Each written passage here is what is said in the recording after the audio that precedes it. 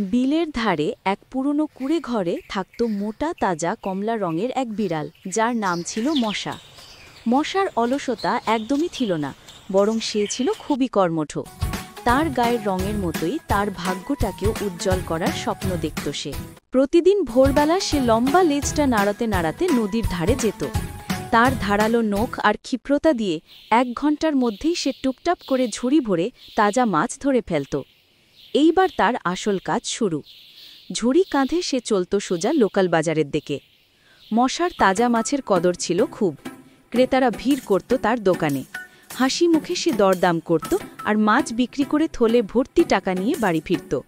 সন্ধেবেলা সেই টাকা দিয়ে ভালো খাবার কিনত আর বাকিটা জমাত।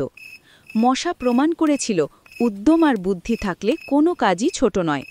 এমনকি বিড়াল হয়েও সে হতে পারে সফল ব্যবসায়ী।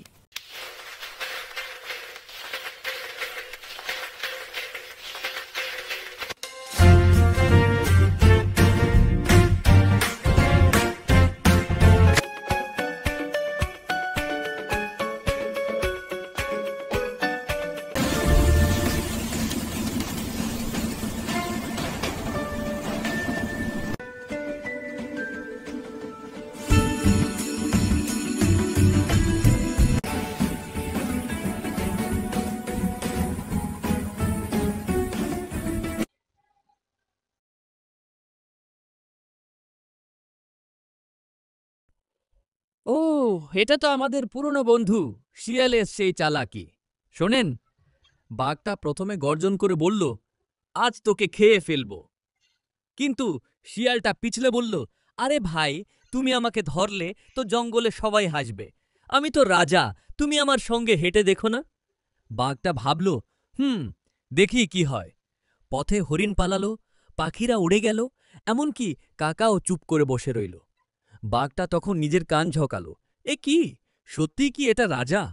শিয়ালটা চোখ মারল, বলল, দেখলে তো, এবার তুমি ফিরে যাও, আমি আমার রাজ্য দেখব। বাঘটা মাথা নেড়ে চলে গেল। শিয়ালটা গাছতলায় বসে পাড়ুক খেলতে লাগল। চালাকি কাজে লাগ। বিলের ধারে এক পুরনো কুঁড়ে ঘরে থাকত মোটা তাজা কমলা রঙের এক বিড়াল, যার নাম ছিল মশা। মশার অলসতা একদমই ছিল না, বরং সে ছিল খুবই কর্মঠ। তার গায়ের রঙের মতোই তার ভাগ্যটাকেও উজ্জ্বল করার স্বপ্ন দেখত সে। প্রতিদিন ভোরবেলা সে লম্বা লেজটা নাড়াতে নাড়াতে নদীর ধারে যেত। তার ধারালো নখ আর ক্ষিপ্রতা দিয়ে 1 ঘন্টার মধ্যেই সে টুপটাপ করে ঝুড়ি ভরে তাজা মাছ ধরে ফেলত। এইবার তার আসল কাজ শুরু। ঝুড়ি কাঁধে সে চলত সোজা লোকাল বাজারের দিকে। মশার তাজা মাছের কদর ছিল খুব। ক্রেতারা ভিড় করত তার দোকানে। হাসি মুখে সে দরদাম করত আর মাছ বিক্রি করে থলে ভর্তি টাকা নিয়ে বাড়ি ফিরত। সন্ধেবেলা সেই টাকা দিয়ে ভালো খাবার কিনত আর বাকিটা জমাত। মশা প্রমাণ করেছিল, উদ্যম আর বুদ্ধি থাকলে কোনো কাজই ছোট নয়। এমনকি বিড়াল হয়েও সে হতে পারে সফল ব্যবসায়ী।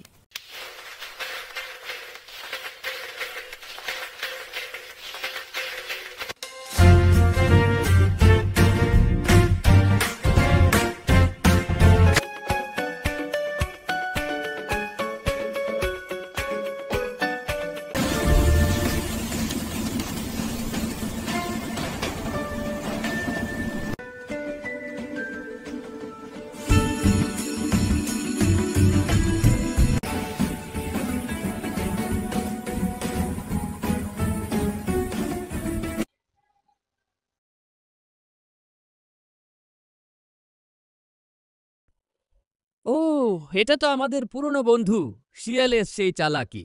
শোনেন, বাঘটা প্রথমে গর্জন করে বলল, আজ তোকে খেয়ে ফেলব। কিন্তু শিয়ালটা পিছলে বলল, আরে ভাই, তুমি আমাকে ধরলে তো জঙ্গলে সবাই হাসবে। আমি তো রাজা, তুমি আমার সঙ্গে হেঁটে দেখো না।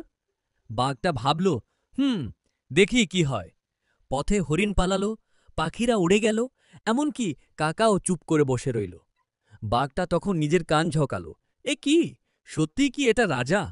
শিয়ালটা চোখ মারল, বলল, দেখলে তো, এবার তুমি ফিরে যাও, আমি আমার রাজ্য দেখব। বাঘটা মাথা নেড়ে চলে গেল। শিয়ালটা গাছতলায় বসে পাড়ুক খেলতে লাগল। চালাকি কাজে লাগ।